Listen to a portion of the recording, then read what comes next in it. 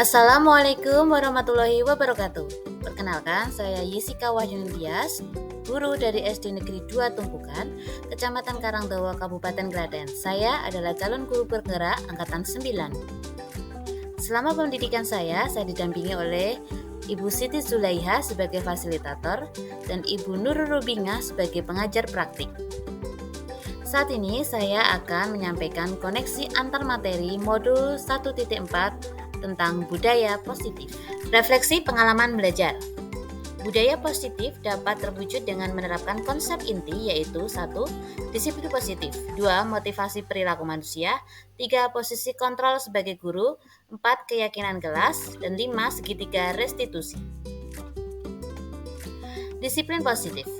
Disiplin positif merupakan pendekatan yang bertujuan untuk menerapkan disiplin tanpa hukuman dan hadiah sehingga terwujud motivasi intrinsik murid.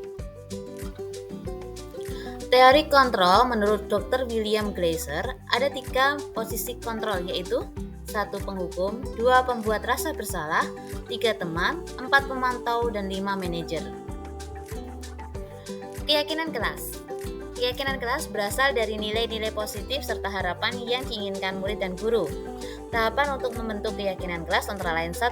Bercurah pendapat tentang peraturan yang perlu disepakati di sekolah atau kelas. 2. Mencatat semua masukan-masukan murid dan guru. 3. Mengubah pendapat menjadi kalimat positif. 4. Menemukan nilai kebajikan atau keyakinan yang dituju dari peraturan tersebut. 5.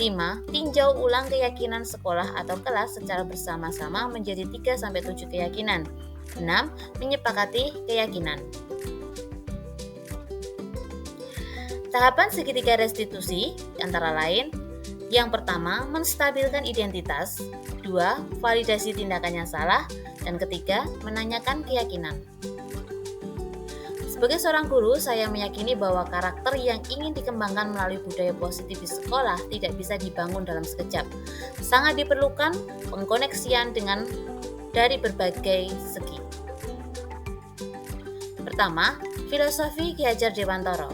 Dalam proses penanaman budaya positif pada murid, guru seyogyanya membimbing sesuai dengan kodrat alam anak, tidak dilakukan selayaknya diktator, melainkan sebagai petani yang menanamkan budaya positif, menjaga, merawat, namun tidak memaksakan murid untuk bisa segera menjadi seperti yang kita harapkan. Penanaman budaya positif perlu dilakukan dengan rencana yang matang, termasuk melalui nilai guru penggerak. 1. Kolaboratif. Rencana baik ini tidak bisa dilaksanakan seorang diri, namun perlu direncanakan, dilaksanakan, dan dievaluasi bersama oleh seluruh warga sekolah. 2. Berpihak pada murid. Bentuk kegiatan menuju budaya positif harus mempertimbangkan kemampuan dan kebutuhan murid. 3. Inovatif, yaitu merangkai kegiatan baru yang menyenangkan dan bermakna bagi murid.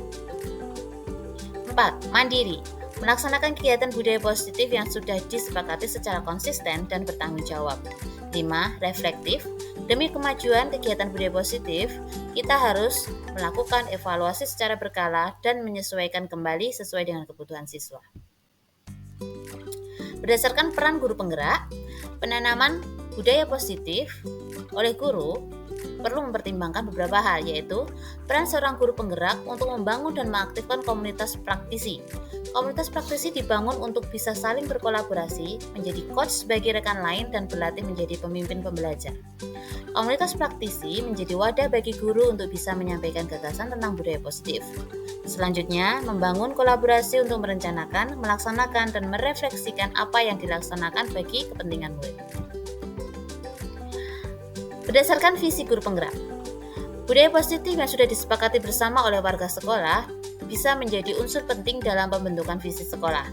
Kemudian, untuk aksi nyata pewujudan budaya positif dilaksanakan melalui prakasa-prakasa perubahan yang bertolak dari visi sekolah. Hal menarik dan di luar dugaan ketika saya mempelajari modul 1.4 yaitu memposisikan diri sebagai teman bagi murid tidak selalu memberi dampak baik bagi murid. Kemudian, hukuman yang selama ini kita pakai ternyata bukanlah langkah yang tepat untuk menanamkan budaya positif pada murid, karena hukuman hanya akan membangun motivasi ekstrinsik bagi siswa, sedangkan kita perlu membangun motivasi intrinsik. Perubahan setelah mempelajari modul budaya positif, yaitu melalui pembelajaran modul 1.4, saya mengerti betapa pentingnya membimbing murid agar bisa menumbuhkan motivasi intrinsik. Murid dilibatkan dalam setiap pengambilan keputusan sehingga mereka mengerti pentingnya hal yang akan dan sedang mereka lakukan.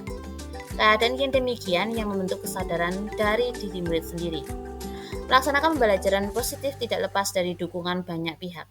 Untuk itu perlu mengembangkan kemampuan berkomunikasi dan berkolaborasi dalam mewujudkan tujuan.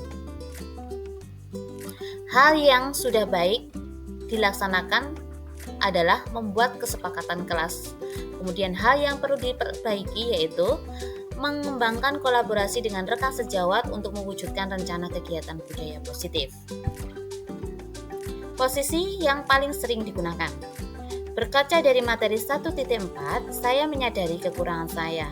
Dalam mengatasi murid, saya cenderung memposisikan diri sebagai pemberi rasa bersalah, teman, dan pemantau.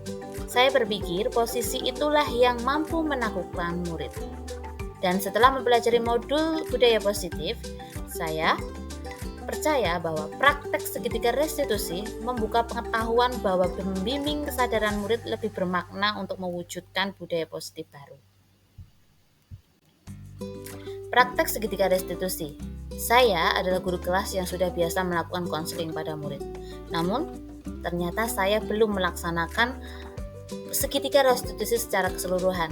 Satu langkah yang belum saya lakukan yaitu menstabilkan identitas. Setelah mempelajari segitiga restitusi, saya mempraktekannya secara lengkap. Terdapat tantangan ketika saya harus berusaha membangun situasi yang nyaman bagi murid untuk menyampaikan isi hati melalui kegiatan penstabilan identitas. Sekian yang bisa saya sampaikan. Kurang dan salahnya saya mohon maaf. Terima kasih. Wassalamualaikum warahmatullahi wabarakatuh.